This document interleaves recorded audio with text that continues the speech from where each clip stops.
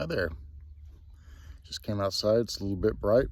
Sun's still adjusting, or my eyes are still adjusting to the sun. But I was listening to another podcast a minute ago. It reminded me of something I wanted to talk about here today. That's the Santa Claus paradox. And so my question is, does Santa Claus exist or not? And you're going to go, what the hell? This is stupid. But stick with me for a second here. Does Santa Claus exist? At first, you're going to say, no, Santa Claus is a myth.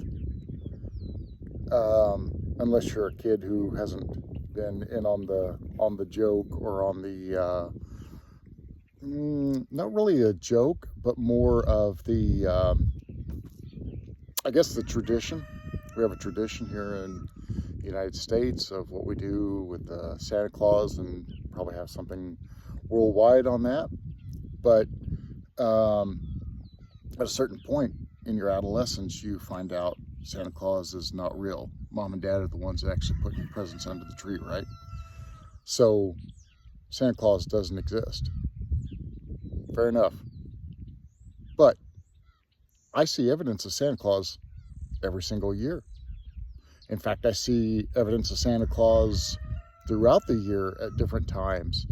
I see pictures. I see Santa Claus at the mall. I see the work of Santa Claus. I see the joy that Santa Claus brings to children. I see many different iterations of what Santa Claus is in society, right?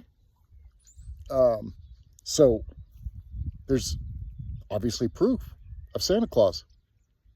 If we see Santa Claus, we see proof of Santa Claus, then Santa Claus must exist.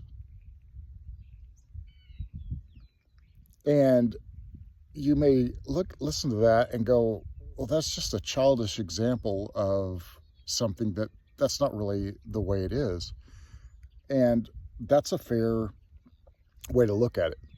But then I would put that up against, what are your other beliefs in God or in science or anything else? Anything else that you can put up in the place of Santa Claus that you believe in, is it really real, or is it just a belief? Is Jesus real, or is Jesus a belief like Santa Claus? There's books written about Jesus. There's people speaking in tongues, and you see where I'm getting at here? So here's the paradox, is that while Santa Claus doesn't exist, Santa Claus does exist at the same time. He exists in our imagination. He exists in our culture. He exists in all kinds of things. So you can say that there is no Santa Claus, but evidence shows otherwise, right? It's kind of interesting to think about. It's not just as simple as we would like for it to be. Why am I bringing all this up? I just find it's an interesting, once you really look at what is here beyond belief, right? You can have a belief in something, but what's beyond the belief? Is there something really there? The more you start prying into that, the more you start to see that everything collapses in on itself. It's a house of mirrors.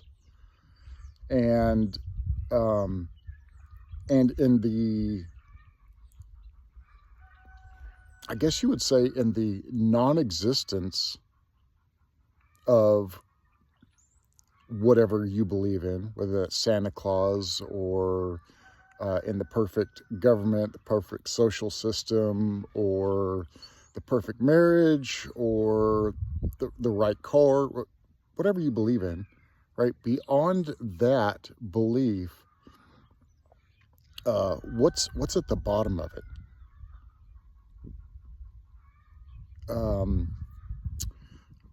We get so focused on our idea, on our belief of the way things should be or ought to be, that we miss the fact that that's just a position that we're holding. And is the position that we're holding, is it helpful or is it hurtful? I don't really see a problem with holding a position that Santa Claus exists. Do you? We still have fun with my kids and my grandkids talking about Santa Claus and doing all the Santa Claus stuff. Absolutely love it. So there's a knowing, a deep wisdom that I carry that Santa Claus doesn't exist, but I can still play the game and have fun. And in the same way, I can still believe, or rather not believe, but just have this underlying wisdom from knowing that God doesn't exist. I don't exist. Nothing exists on its own. Everything is based on an assumption and a belief. But when you start boring down in those beliefs, what do you find? Again, you find a house of mirrors, all reflecting in on themselves. And what's at the bottom of that? That's what you got to find out for yourself, if you're interested. If you're not interested, keep believing in Santa Claus. Not hurting anybody. Where we get into troubles when we hold a belief like, say, a certain religion, and we exclude other people. We think that we've got it right, they've got it wrong, we're the chosen ones, you're not, we're better than you are, we're going to the special place, you're not. Then we start othering people. We start causing division. We're not spreading love, and we're not spreading altruism and taking care of each other because we've picked teams.